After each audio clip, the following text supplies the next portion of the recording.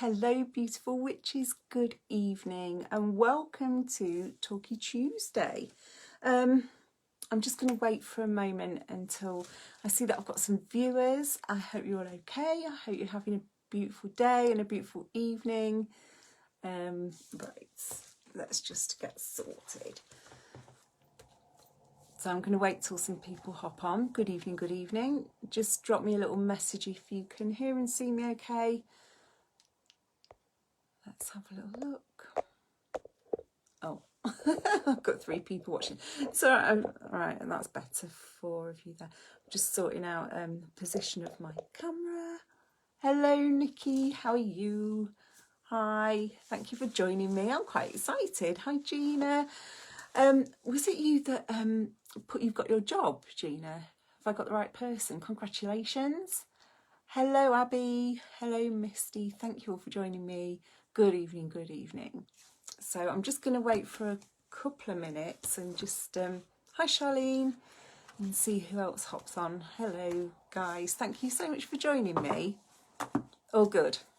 Good, good, good. Yes, well done. Well done. That was amazing. I saw that in group, Gina. I'm like, that's just brilliant. So you've been manifesting it like a mofo and it's paid off. So that's brilliant. I'm so happy for you. Congratulations.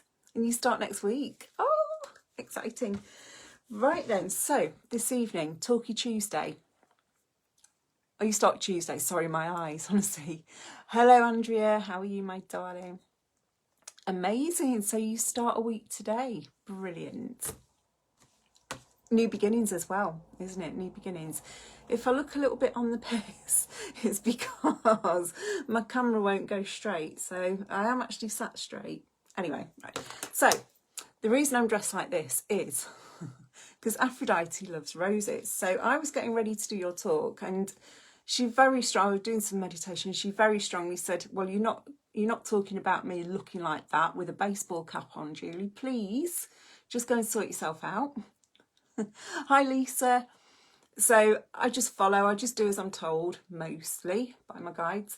So I just went on and found my roses because she absolutely adores roses. They're a very powerful flower for her, and they're also very sad, and I'll come on to that a little bit later. And then I was like, oh, what am I going to put on? And she's like, well, put on a little makeup. So I've got my dress covered in lipstick.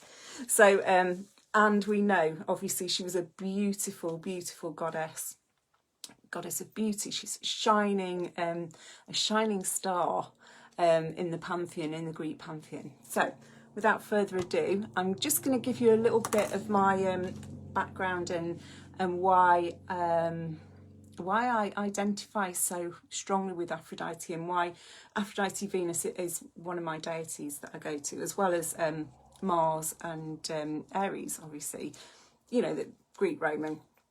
So Aphrodite is the Greek, obviously, love goddess, and then the Roman version, she moved on to Roman times as Venus, and her counterpart in the Greek was Aries, and then in the Roman was Mars. So you've got Mars and Venus, Aphrodite and Aries. So, and they had a very, very tempestuous affair. Yeah, so she came crashing into my life in 2015, at the end of 2015. But prior to that, I'd always had a fascination with the Greeks ever since I was tiny. My parents were quite elderly when they had me. I had older siblings who had moved away from home, etc. So I was like an only child. And consequently, when they went on holiday, I would go with them. And I would always be dragging them into museums, even as a tiny girl. And I would be totally want to go and see the things from ancient Greece or ancient Rome. Very, very strongly resonated with me, even as a tiny little girl. Hello, Yvonne. Hello, Lorraine. Thank you all for joining me. I'm really happy that you've tuned in. So, yeah, so I was fascinated by Greek and Roman mythology as a very small girl. So then when I was a teenager, I visited Cyprus, and the Rock of Aphrodite, totally, Paphos, I didn't know why I felt so strongly drawn to these places and why they seemed to kind of call out to me. Does that make sense to people? You know, when you really, you don't know why you're attracted to something so strongly. But obviously then, you know, life, like the material world, you kind of focus on doing what you're doing. I've always followed my heart.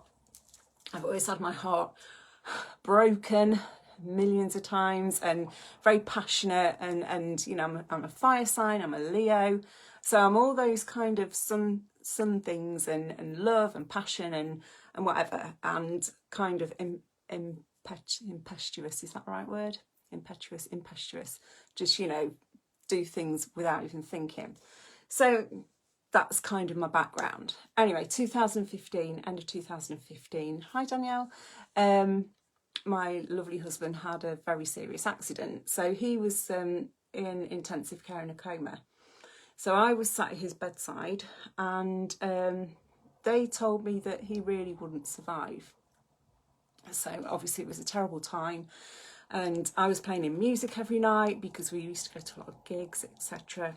Anyway, on New Year's Day, he went for his MRI, and then they took me into the room of doom and said, basically, if he does survive, he's going to be hooked up to machines for the rest of his life.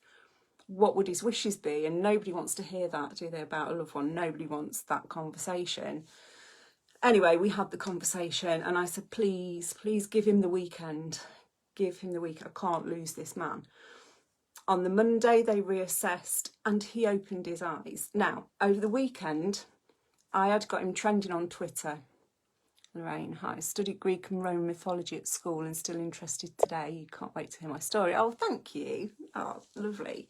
Yeah, so on the Monday, he opened his eyes. But over the weekend, the power of prayer and intent, there was no way in this world I was going to lose that man.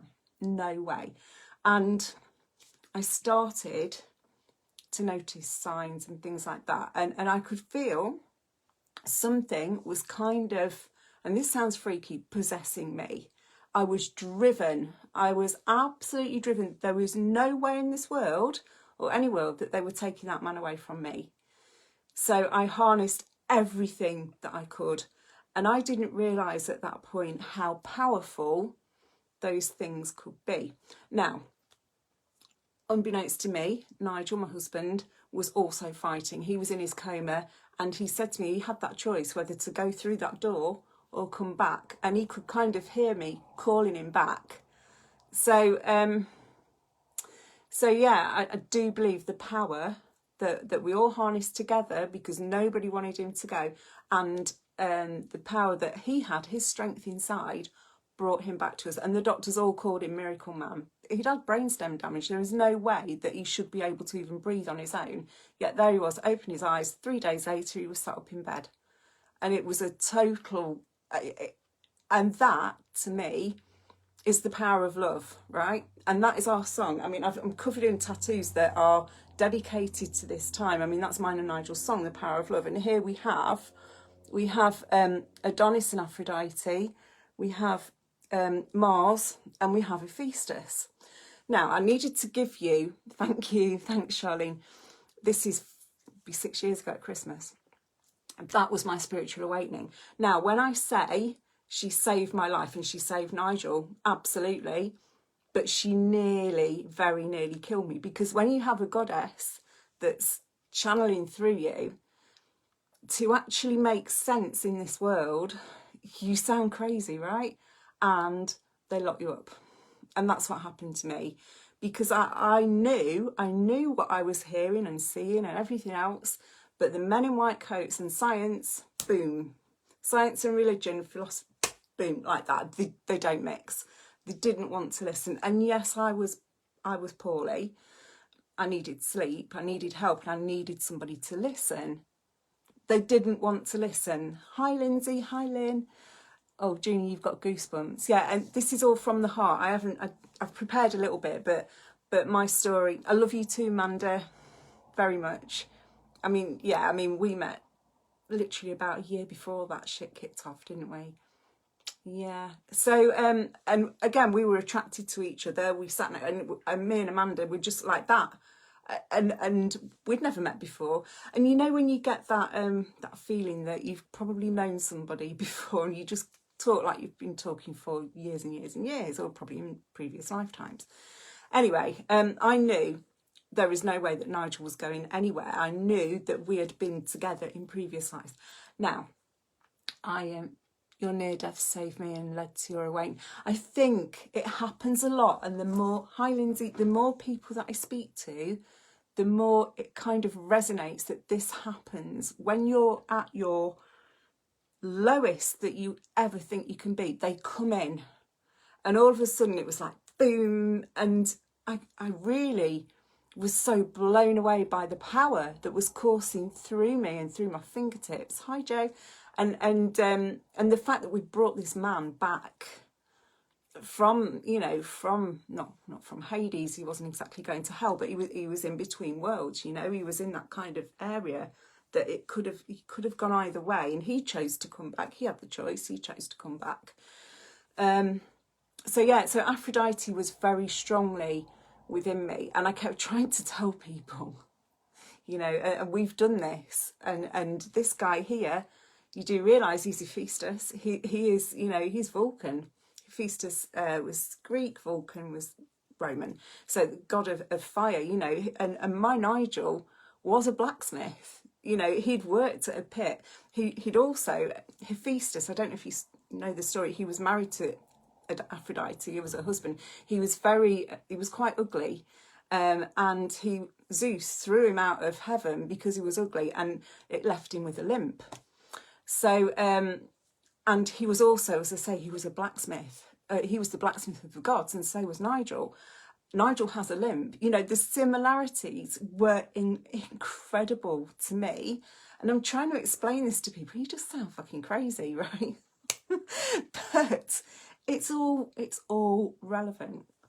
Okay, so that is the background. That is how Aphrodite came to me so passionately to help me save my husband, and how she ended up helping me get sectioned, because they did section me. Absolutely. Sorry, my eyes. You discovered your soul purpose, Charlene. Absolutely, and me too. Me too. Hi, Carrie. Hello. Yes, absolutely, I did, and I do believe that she set me on this path, and she has always been in here, always. You know, why would a very tiny child be so attracted to Greek and Roman mythology? Why? You know, what brings that in here? They are with us, right? That you're attracted to things for a reason. And once we get this awakening, this spiritual awakening, then you can kind of follow. But now, because I am kind of used to it, and I keep her at a distance, because you can't, the power of a goddess in here is too much. It's too much. That she would have broken me, because don't forget, she is powerful. So she's like a goddess of war as well, and you know, love and you know, passion and war. You know, you fight for the people that you love for, right? If you're that passionate. And I was fighting to save his life and to save my own life as well. You know, violence. You know, when she came crashing in, literally, it must have been very scary for my family. Very scary, because I was totally expecting Nigel to come home, and I couldn't understand why he wasn't at home. And I don't know who called them, but the police came, basically, because I was ripping my home apart. I was destroying mine and Nigel's bedroom, and destroying mine and Nigel's, like, our snug, our sanctuary. And I was trying to make people understand, and by destroying everything that I loved that was really special to us, I thought that they would understand. So I was ripping doors off. You know, that's the power that was in here. I threw 3 big policemen out of my home. You know, literally threw them out to the point where they handcuffed me. You know, it was crazy. It was crazy times. So yeah, so she very nearly caused my demise, but she did save me too, because when I was taken away, yeah, there was lots of stuff going on. There was lots of darkness around as well that were trying to cause our demise.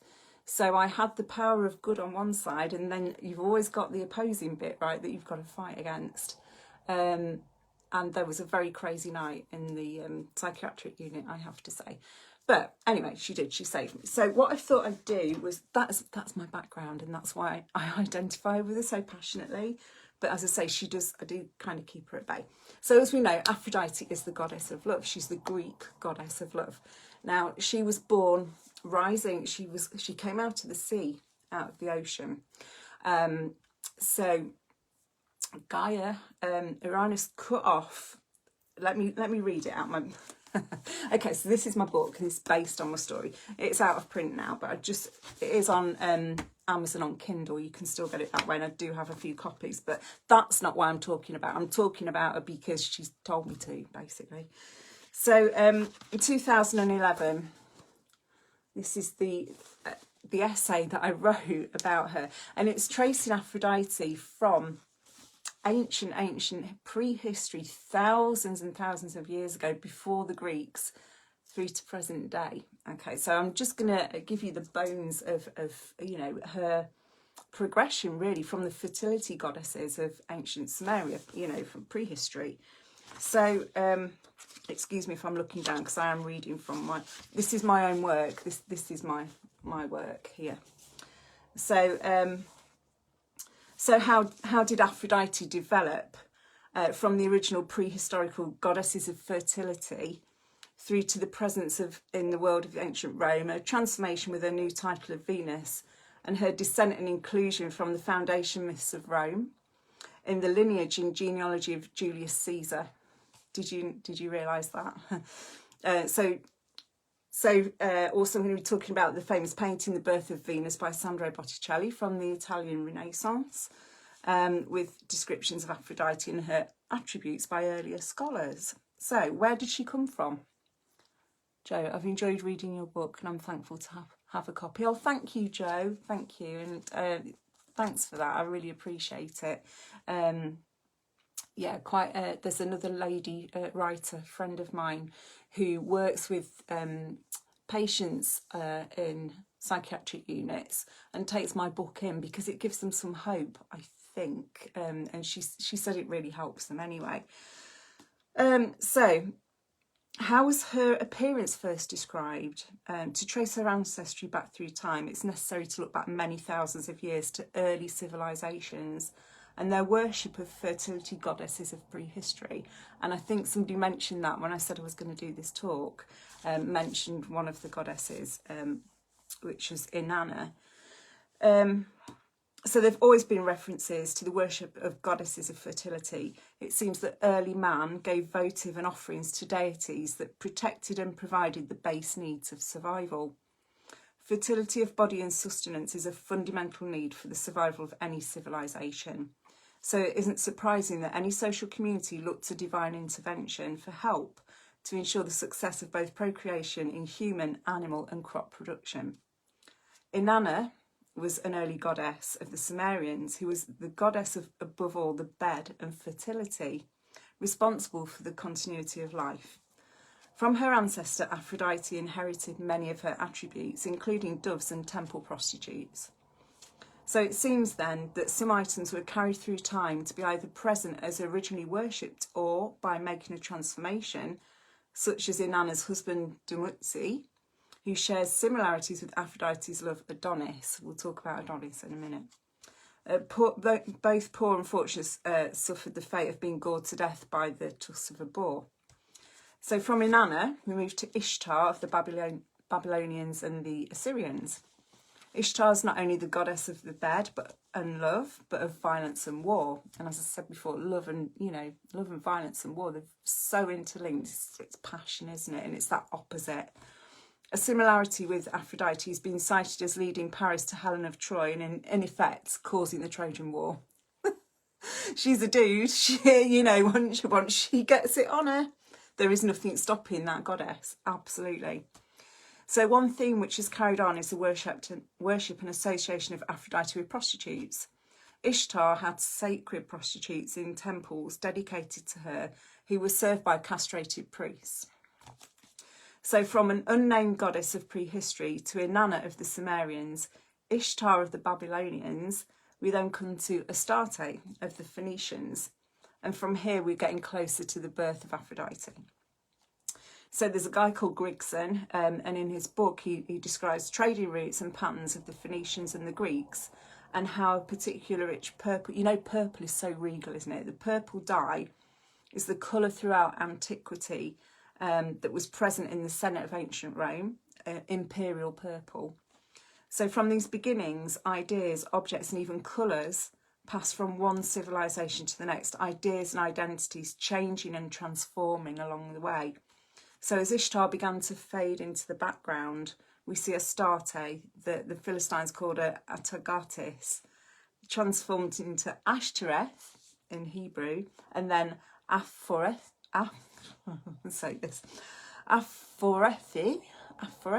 yeah, which culminated in the name Aphrodite. Okay, so now we have the succession of fertility goddesses that are traced back from thousands of years. I absolutely, it's given me goosebumps just talking about this. So, and I wrote this literally before I knew how important she was going to be in my life, you know, and this was written 4 years before Nigel's accident. So from here, her persona and her birth became a little more complicated, and there are a number of versions of her actual birth. The most popular version that I found is cited by ancient poet Hesiod, who wrote in the late 8th century BCE. His work Theogony is a basic genealogy of the gods of the Greek world and how the world began. So as we know, you know, back in the Greek times, everything was written in poetry form, in poem, and it wasn't actually written, it was sung, and then obviously written down later on. So his work Theogony is a basic genealogy of the gods of the Greek world and how the world began. So in lines 161 to 225 of the poem, Hesiod describes the violent birth of Aphrodite, how Gaia had conflict with her husband Uranus, so that's heaven and earth, earth and heaven, made a sickle and gave it to her son Kronos, who then cut off his father's genitals, tossed them into the sea just off the coast of Cyprus, and from the blood of the genitals and the foam of the sea, the Aphros in Greek, grew a girl, Aphrodite. You love the hair. Oh, thank you, my darling. So Aphrodite, who first passed near the island of Cytherea, then came ashore on the island of Cyprus at Paphos. So that's Hesiod. It could be argued that Aphrodite then is the original root of sex and violence. That's my theory. Or would it be fair to say that she's the goddess of strong emotion, whether it's love, lust or violent tendencies? She's passionate, a powerful figure who from her very beginnings is surrounded by tempestuous and stormy waters. As Hesiod describes her father's genitals being tossed into a surging sea. So that's one version. So another alternative beginning has her as the daughter of Zeus and the goddess Dion, as later suggested by Homer, another ancient Greek poet. Obviously, we all know Homer, responsible for the Iliad and the Odyssey, right? However, the Greeks seem to have stuck with Hesiod's more descriptive version of events for their Lady of Love. So I think they're kind of like the ripping off the balls and throwing them. That's the version that I like as well, you know. So from these descriptions and beginnings, let's look and move on to objects and attributes that surround Aphrodite. So looking at different sources, there's certain things that have become significant and are mentioned in texts and shown in visual sources. Possibly one of the most well-known works of art is The Birth of Venus, and I did put a copy of that. Hi Sam, merry meet. So there is, I just popped that on the page before my talk, so if anybody didn't know it or hadn't seen it, you can reference that and have a look after my talk. So possibly one of the, oh, sorry, I've read that bit. So it's in the Uffizi Gallery in Florence, and it was commissioned by the wealthy Medici family of Florence in 1485. It's an impressive work of art which was drawn from the works of Homer and later works of art, the beauty and mythology of the goddess, unusual for this era because of the general penchant for painting religion and religious works of art, due to the popularity of the Catholic Church at that time, obviously, because it's Italy and, you know, it's Renaissance area. So So a fundamental change, obviously, is the change of name from Aphrodite to Venus. This transformation occurred hundreds of years before the Renaissance and came from ancient Rome, who had their equivalent gods and goddesses that can be compared to those of the ancient Greeks. So Botticelli was using the Roman goddess of love as his subject of work. This painting has Aphrodite blown to shore by the Zephyrus, god of the winds, you know, the zephyrs, an aura of the gentle breeze. And she stands on the scallop shell. I have a massive scallop. I've got scallop shells everywhere. I love them. They're full of, my scallop shells are full of shells, basically. So I can't show you. Maybe I can show you. Oh no, it's huge. I have to. They're full of. I will show you. They're full of. Look at this. They're full of shells and feathers. And so yeah. Oh, let me put that down. Right, stay there. Okay. So where she stands on the scallop shell and is received by the goddess of the seasons, the Horai. So comparing this to the birth of Aphrodite as described by Hesiod, we've got major differences. Here being the scallop shell and the presence of other deities who don't appear in the theogony at this point. So it's safe to assume Botticelli didn't take his influence from Hesiod, but from later descriptions of Aphrodite. I don't know if you want. Do you want to hear all about the painting, or do you want to concentrate on the goddess? It's up to you. Shall I just carry on? Is that okay? I do find it fascinating. I mean, I love, you know, I love classical history and art and things, and the history of art as well. I find it incredibly fascinating, but perhaps not everybody does. I'll carry on a little bit more about the painting, and then maybe when you're looking at it, you think, oh yeah, I didn't realise that was that bit or whatever. So, where are we? So later descriptions of Aphrodite, much later works than Hesiod, embellishing the myth of birth from the sea with being carried on a seashell, and the shell taking on more significance as a type of womb, giving birth to Aphrodite. He may have been influenced or inspired to paint this iconic figure of love by his own personal circumstances. And you're not telling me she didn't fucking possess him while he was painting this. He was absolutely in love with a lady called Simonetta Cataneo de Vespucci from the Medici court of Renaissance Florence. And he actually painted her twice. So he used her to depict Aphrodite and also as the face of Aura. So good that he painted her twice in one work of art. So this work of art is an iconic painting from a well-known artist of that era and must have been the centre of some controversy due to the choice of subject matter. What's clear about the painting is the main focus is the goddess, an object of beauty and desire, who in turn influences love and passion in man. So looking at the scallop shell that's central, in-depth analysis and significance can be placed on this object. During my research I found, now this is a rude bit, okay? May meet Helen, you're welcome. So I found that the Greek word kteis, K-T-E-I-S, for scallop, means the genitals of a woman. So it means basically, you know. So it links the shell with the womb. So Aphrodite being born from the womb of a seashell. A species of scallop native to waters around the Mediterranean and the Aegean, contain a row of glittering white tentacles, and they've been used in cult worship of a former Phoenician love goddess known as Margarita, or Lady of the Pearls. Again, linking her with genitals is the epithet given to her by Hesiod, Philomedes, or lover of genitals. There's no getting away from sex with Aphrodite. It's all about passion. And from the scallop depicted, let's look at the roses in the picture.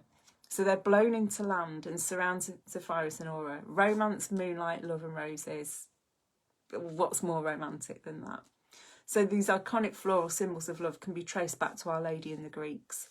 The scent of roses, she loves roses, the scent of love, and even the name of the rose depicted by Botticelli are very similar to a rose named Nymph's Thigh. Brilliant, right? Or in the more prudish English form, Maiden's Blush. So I like Nymph's Thigh. I think that's quite a nice name for a rose. But, you know, if you want to go with Maiden's Blush, that's fine too. So the Greeks had it that a new shrub emerged on land at the same time as Aphrodite was born in the sea, and the gods dripped their nectar onto it, and each drop became a rose. But an alternative story goes back to the killing of Adonis, who was her absolutely, she worshipped Adonis. And that's kind of in my story as well. So the killing of Adonis by the boar, as previously mentioned, and each drop of his blood spilt on the ground transformed into a rose. And that's why we associate roses with love. Okay, so to move on from the brief analysis of the birth of Venus, now we're going to move her into the time of the poet Ovid in ancient Rome, under her Roman name Venus. Born in 43 BC, Ovid grew up in a time of civil change, tranquility after a period of much unrest. He had a prolific career as a writer of elegiac love poems, and of course Venus was a major player in these works. He explored themes of love. Ovid gained fame with Amores, which was known across the empire. Moving on from these love poems, he went on to create his most ambitious work, an epic poem called, and I think this is what really attracted me when I was a little girl, Metamorphosis. And that, honestly, Metamorphosis, if you haven't read it, it's an absolute must. It's beautiful, fascinating, and I just love reading these ancient works that were written all these hundreds of years ago. It just makes me want to cry. It's so beautiful. So it was written in the time of the Emperor Augustus, the adopted son of Julius Caesar. So there's another link here. So the poem deals with the creation of the world and stories of transformation, and has been drawn on ever since for its rich source material concerning mythological figures and stories. Towards the end of Book 10 in Metamorphosis, the last 3 stories are all related to or by Venus. In Orpheus' song, Ovid begins with the birth of Adonis from a tree and how Venus fell in love with him. And then we see the love story unfolding. He beautifully describes how a goddess fell in love. From the first scratch of Cupid's arrow on her breast, Venus becomes entranced with Adonis's beauty. Ovid's use of imagery conjures up powerful emotions set against the backdrop of Augustan Rome. His portrayal of love of a young man may have caused some concern in what was quite an austere society. Augustus was a ruler who was a firm believer in saving his citizens from moral decline. He was the princeps, or father of Rome. So it's well documented that although Ovid was once a favourite, his stories of incest, adultery, rape, inappropriate sexual encounters and the like ultimately contributed to his exile from Rome. Yeah, he was once very popular, and he wrote this amazing book, but then they're like, it's a bit too... So Venus had completely fallen in love with Adonis, and by line 555, she's laid on the ground, reclining on him, pressing her burning cheek to the naked breast of her lover. From this position, she recounts the story, and Ovid has written a scene of great intimacy here. And as a reader, it's almost so lifelike as to feel that you're an intruder into a moment of great love. The story culminates with a warning to a lover to beware whilst hunting. So, from Venus recounting a tale, we move to a descriptive passage narrated once again by Orpheus, and this story tells of the death of Adonis. And more details given here, and Venus is named as being the deity responsible for the transformation of blood into roses. So, Venus leaping down to earth, she tore her dress from her bosom, she tore her hair and violently, bitterly beat on her breast. And they did that in Greek. Women would beat their chests and lament. That was their way of showing grief. So lamentation, they would wail and tear their hair as a mark of sorrow over the death of a loved one. So then, theme of tragedy and death, we move Venus onto her role in the life and death of Julius Caesar. So what could be more fitting for a Roman emperor than to claim he was descended from a goddess? Venus is named in one of the foundation myths of Rome to be at the head of the Julian family tree, from her communion with a mortal man, being the mother of Aeneas and grandmother of Ascanius, also known as Julius. Some of her symbolic attributes present in the statue of Augustus, her son Cupid at his feet, and the presence of a dolphin associated with Venus, providing the link. For a Roman emperor to associate with deities would have increased their power and standing among society. So in Metamorphosis, towards the end of the work, Ovid recounts this story, the apotheosis of Julius Caesar. So in the case of this family tree, we've now come full circle. Descended from a goddess, being deified after his death as a god himself, Venus is named as Aeneas' golden mother, who foresees the death of Caesar at the hand of traitors and begs the gods of Olympus to intervene. Venus attempts to hide Aeneas' descendant in a cloud to save him from his death. And Ovid repeatedly mentions Venus at key stages throughout his final chapter of the poem. And by doing this, it's ensured that the reader is reminded of the association between Caesar and his divine beginnings and his divine end. Then we see Venus giving the epithet life-giving, followed by catching the soul of Caesar up as it passed from his body.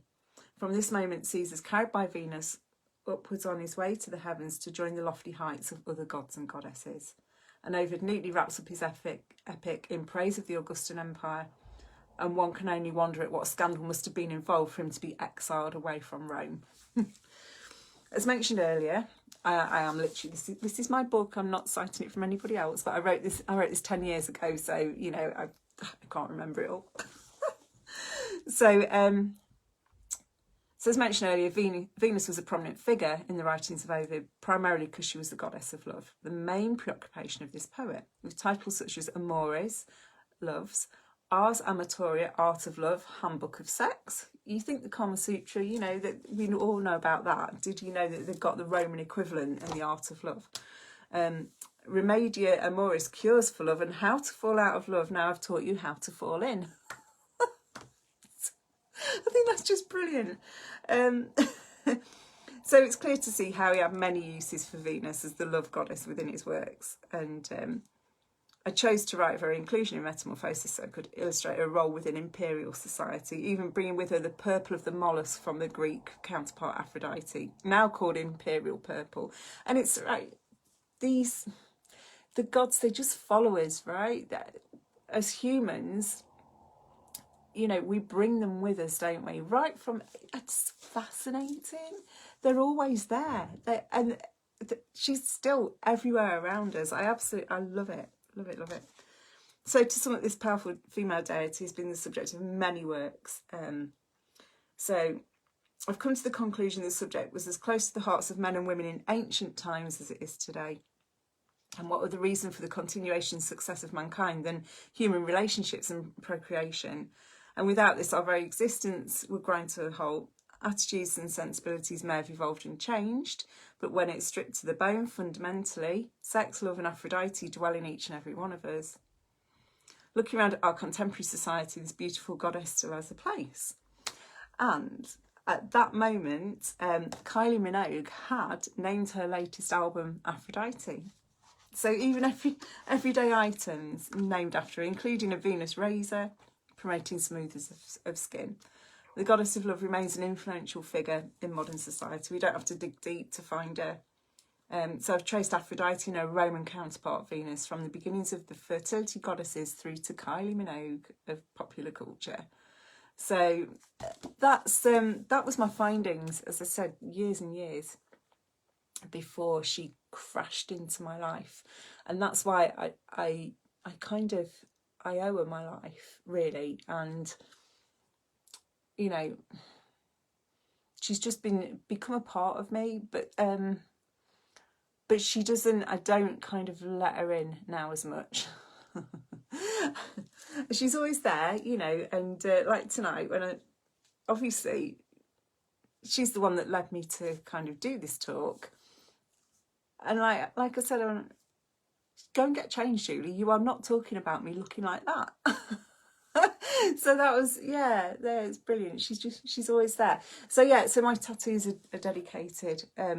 So she had a really tempestuous affair with Aries as well, and Hephaestus caught them in bed together, and yeah, he trapped them with a net that he'd made, threw it over them. So yeah, she's always been a bit of a mare, to be honest, and she still is. You know, if you're going to give her some offerings, she loves perfume, she likes frankincense, honey, you know, honey cakes at summer solstice, you know, we make those, don't we? Actually, I didn't make any this year because of my kitchen. But yes, honey cakes. She loves swans. She loves all animals. Possibly not too fond of boars, but you know, definitely swans and dolphins and shells. She's associated obviously with the planet Venus and with the sun, with the number 6. That's, you know, 3s obviously are very feminine, aren't they? What else do I have to tell you? So yes, if you wanted to have a, you know, read more about her, there are some lovely little books online that you can on Amazon that you can get. There's this one by Aphrodite. So I'll pop them in the books thing at the top of the group. That's quite a good one, and they're quite, you know, they're not too kind of scholarly. Do you know what I mean? They're not too in depth. They're just really, really interesting. There's some poetry in there as well. And then there's this one by Andrew Dolby, The Story of Venus, and as you can see, it's got Botticelli's depiction of her, so you know that that is the lady from the Medici court. And then this one, this is a little penguin book. I think I picked this one up in a charity shop. The Two Queens of Heaven, Aphrodite and Demeter, and again, you know, you've got things like the story of Adonis and whatever in there. So yeah, just an Atalanta's race. Apples as well, she loves apples. So and obviously, you know, if you did, you know, you probably do, if you cut an apple in half, you get the 5 star, you get the pentagram. It's like that. If you cut an apple in half, you've got the 5. Check it out next time you cut an apple up. Amanda, myself and David just tuned out of a talk by some douche healer, read the new portal as it was so fake. Within 5 minutes of your talk, Jules, I was in tears. Oh, bless you. Oh, thank you. I just, like I say, I haven't, when I'm talking, I just talk from the heart, and you're the most genuine, magical person I know. You see, that's really lovely of you. Sometimes I think, you know, I don't really feel very magical. I just do what I do. But I am passionate about everything, you know. And has anybody got any questions at all? You can always ask questions afterwards, or, you know, pop them in the chat or whatever. But I'm passionate. Has got me into trouble, and there's things on that I can't actually say on here, and plus the fact Nigel said so you know, but yeah, love and sex, and I think Aphrodite's been with me very closely most of my life.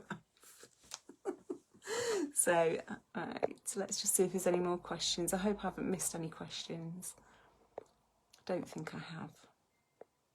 Don't think so. So yeah, so guys, if you wanted to read my book, it is free on Amazon on Kindle. I do have a few copies left, not many. I do have this one for if anybody knows where Adamant hangs out. I have this ready for him because he needs to read. I am going to see him at a gig next year, and I really want to give him my book. I took it with me to Brixton when we saw him, not last year, before, just before COVID. Security wouldn't let me through, so I was very miffed. But if anybody knows where Adamant is, please tell him I have a copy of a book for him. Amanda, I've had a very push and pull relationship with Aphrodite. Same with the sea elementals. They are fiery and beautiful. Aphrodite came to me when I was ready to commit suicide. Even as a teen, I ran to the sea. She would collect my toes with her foam and make me feel loved, always within my life. Her and Poseidon. April, you keep meaning to buy my book. Helen, may I ask the name of my book? Yes, it's called The Hub. And it's under my writer name, Joni Daniels, but I think the last copy you might be able to get on the used, and you know, on the used one on Amazon. But it is the old version. I don't know where, the old version is on Kindle and it's free. I'm just looking. It's got a slightly different cover. And this is the heroine. This is Kate, but she's me. Actually, she's me. But it's got a slightly different cover. The only difference with the Kindle that's on Amazon is the acknowledgements, because I added those in when when I got this publisher who dumped me this year, I just changed the acknowledgements slightly at the front, so it kind of, you got a bit of the background story rather than just going into the story. So yes, you can. I have, how many have I got left? 2, 3. I have about 7 copies left. So yes, I have about 7 copies, but yes, absolutely you can. So just pop me a little message. So thank you guys. If you haven't got any more questions, I will love you and leave you. I've been talking for 45 minutes. I could literally talk all night about Aphrodite. Oh, another thing. Where are we? Where's it gone? If you get Soul and Spirit, that's a really, really good magazine, and they always, or lately they have, always send you some free cards. They sent me these ones today, so that's really lovely. Thank you very much, Soul and Spirit. It's a really nice magazine, really nice. When I first signed up to them, they sent me a Himalayan salt lamp. Right, amazing. So April, thanks so much, Julie. I'm going to watch this back, so may have more questions. Absolutely. Anytime, just pop them in the chat and then I'll get back to anybody. You know, yeah. So I did a lot of my studies, and I'm doing my masters next year in classical history, and I am going to Cyprus. I'm off to Crete next May. Can't wait. It's just the Greeks. It's the Greeks, isn't it? And we have so much to thank them for as well. So interesting to hear the other names like Ishtar. Yeah, my pronunciation isn't always good, especially when she changes the one before Aphrodite. What's her name again? What's her name? Sorry, she's shouting at me. Sorry. I know.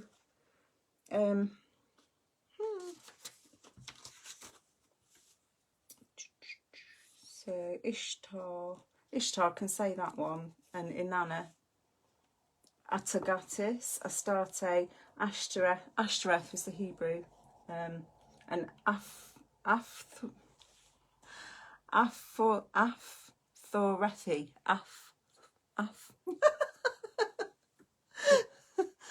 Are you off to Mablethorpe next May? Oh yeah, I live next to Mablethorpe.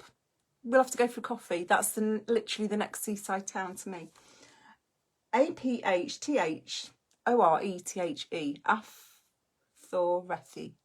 Aphthoreti. So yeah, Aphrodite is much better. I was cared for by Zeus until I was 17, so I have big connections there with the ancients, and Pan is very strong there. Now, I speak to musicians that have passed over quite regularly, and they also came to help me when I was very poorly and in need of them. Bob Marley being one of them, and George Michael being another. And obviously he has Greek history. He identifies very much with Pan. Very much. And on that note, David says it's his favourite place in the world, Julie Lim. Yeah. It's just, it's almost like going home. That's how I feel when, you know, when I'm on a Greek island. I feel like I've gone home. You go there every... Oh, my friend, Rob, Gina. Cool, we usually go there every Fairy Glen Secret. So Rob is in this group, Rob Davis, who owns the shop. So when you go in next, just say, I'm in UK Witches, because I think he's giving us all a discount. I haven't, do you know, it's awful because I haven't been into his shop for ages. I really need to go and see him. So yeah, do mention UK Witches when you go into Fairy Glen Secrets, and he'll be more than happy to see you. Right, guys, I'm going to go. Thank you so much for listening. Thank you for joining me. I've really enjoyed it, and I hope you've had some value from it as well. As I say, any questions, just pop me a message in the chat and I will get back to you. Oh, and inspired by this, we are going to do a series of talks about different deities. So I know we have Lilith on the cards, we have Bastet, we have who else? I can't remember. Who is the other one, Amanda? Are you still there? Are you still watching? Who's the one that Tara is going to talk about? Can you remember? So we've got Talkie Tuesday booked right up until the 10th of August. Yeah. Oh, Hecate. That's the one. Yes, Gina. So Tara is going to be talking about Hecate, and I can't remember who's next week. I think it might be Tara next week, and then a lady talking about Bastet the week after, and the Egyptians. I mean, I love the Egyptians as well. Absolutely amazing. Very exciting indeed. Right, guys. Good night and blessed be. Thank you for watching.